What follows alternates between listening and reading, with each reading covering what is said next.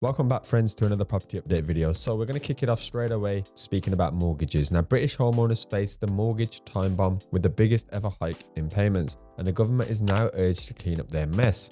So as many of you know, mortgage rates are going through the roof, not just for your residentials, but also for those investors who watch the channel too. Now, British homeowners have been warned that they are facing a mortgage time bomb, with interest payments set to double to the highest level on record next year. And the Office of Budget Responsibility predicted that mortgage interest payments will rise by more than 100% in the next year to September 2023. Now, this outstripped the previous record rise of 63%, which was in 1989. Now, obviously times are different because we have to factor in stuff like the cost of living and wages, but this is crazy times. And in the 12 months to September, a typical household with an outstanding mortgage of 236,000 will see the annual interest payments double 5,689, which is an increase of 2,851 a year, or £237.60 each month, according to the party's analysis on the OBR forecast. So just have a think about that. How easy is it going to be for households to get this kind of extra money just to pay for what they've always been paying for? It's going to be very, very tough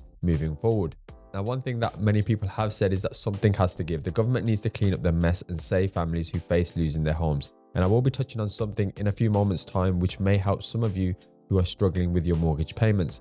Now, they need to scrap the tax cuts for the bank and introduce an emergency mortgage protection fund. And at the minute, the mortgage market just seems all over the place, as we have seen over the last few months, mortgage lenders pulling hundreds of deals. Now, OBR predict that house prices are going to fall 9% by 2024, but they also predict that there will be a bounce back of 2.1% growth between 2025 and 26. And essentially what they're saying is that we are seeing a new level of unaffordable house prices in the UK market now becoming increasingly difficult, especially for first-time buyers. Now, this is something I've been saying for a long time. Although the supply and demand is always an issue, and that's always going to be ongoing, we have to look at affordability. We have to look at inflation. We also have to consider how much disposable income people will have.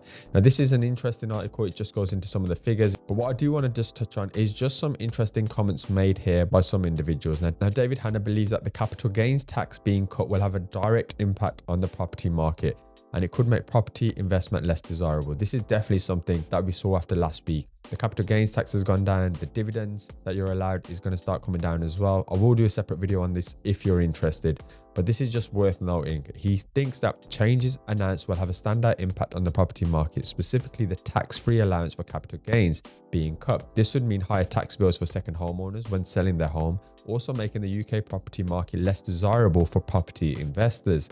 And alongside this, the announcement that the social rent increase will be capped at 7% next year is set to reduce social landlords' rental income by nearly £5 billion over the next 5 years. However, it will save the average tenant £200 a year. So this is going to be interesting stuff, and how this materializes and whether the property market again becomes less desirable, whether people pivot and think of alternate ways, which I will be sharing obviously on this channel in terms of my own moves, and whether they just look for alternate investments.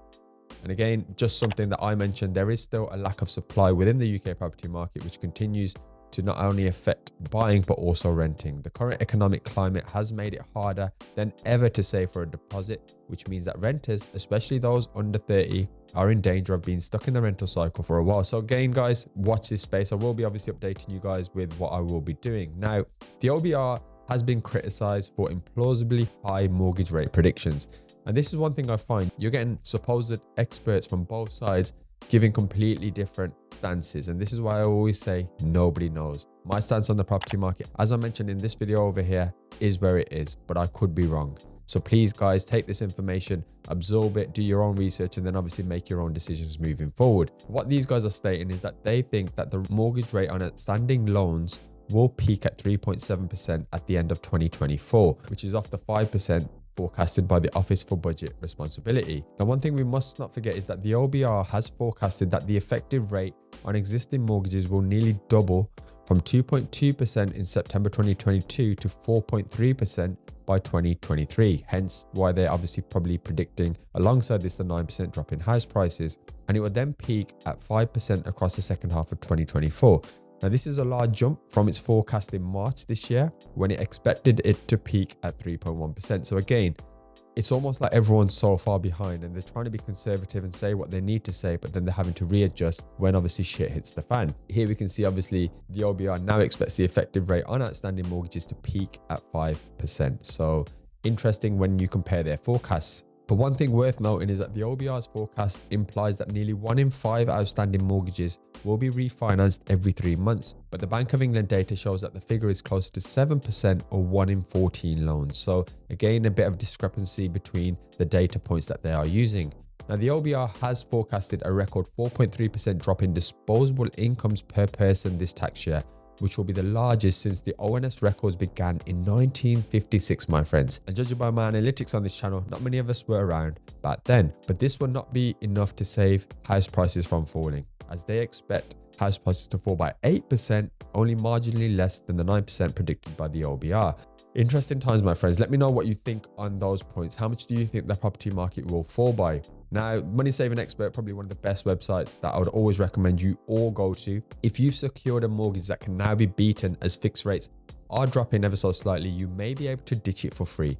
And here's what you need to know. So if you've locked in a fixed mortgage and you recognize that a deal's been beaten, you're probably kicking yourself and thinking, I wish I had just waited.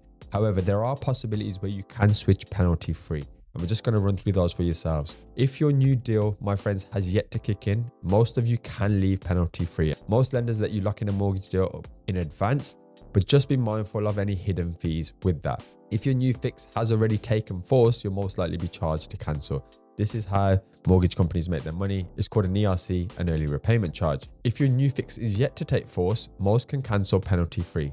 But check. And I think, again, this is something, my friends, I urge you to look at, and I will look at some costs very, very shortly, because sometimes there may be something when you took out that mortgage where they can essentially charge you should you wish to cancel. So here's a couple of things to watch out before ditching your fix. If you've paid any fees in advance, the chance of getting a refund is unlikely. And also, if you're ditching your product transfer with your existing lender in favor of going elsewhere with a remortgage. And essentially, John Charco states that most major lenders will let you move for free before your deal has taken force, but some smaller specialist lenders might levy a charge. So guys, please be aware of that. I don't want any of you guys getting charged. Now, this may help some of you because the mortgage relief scheme, which not many people know about in the autumn statement, could cushion house price falls, as homeowners struggling to pay can apply for government support. So people on universal credit will now be able to apply for a loan from the government to help meet repayments after just 3 months of difficulty rather than 9. Previously, only those who were out of work could actually use these support loans, but now anyone claiming universal credit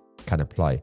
Now, the government estimates that this will be around £365 million that they will be putting into the scheme over the next 5 years. Alongside this, over 23,000 mortgage holders have taken out loans under the scheme as it stands. So it's actually a lot more than I would have thought, because I really haven't heard much about this until I was researching this video. So Mark Diesson, a broker in Edinburgh Mortgage Advice, said the changes were a significant giveaway for low-income families, and he's surprised the government isn't shouting it from the rooftops. However, as with anything that sounds a little bit too good to be true, there usually is a reason for that, because it's important to understand the mortgage interest is not being waived, merely delayed. The loan will need to be repaid usually when the homeowner dies, sells a property, or transfers ownership.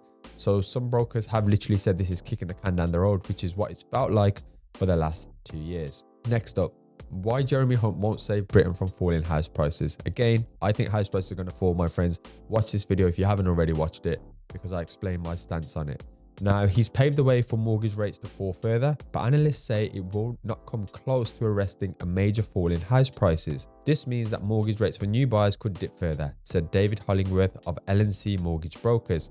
The cost of deals has cooled steadily since Mr. Hunt became Chancellor, and here we see from November 17th to October the 20th, there has been a decrease from 6.65% to 6.23% according to Money Facts. However, one thing I will say, my friends, is rates will not be going back to what they were and what we experienced in the last few years. And also, it's worth noting that the tax rises needed to reassure financial markets will also further hammer households' real disposable income, something I'm really concerned about, and why I'm trying to do more videos around income streams and starting businesses on this channel as well, my friends. So please do check those out, because many households have been massively crunched by inflation, which again is a further risk to the housing market.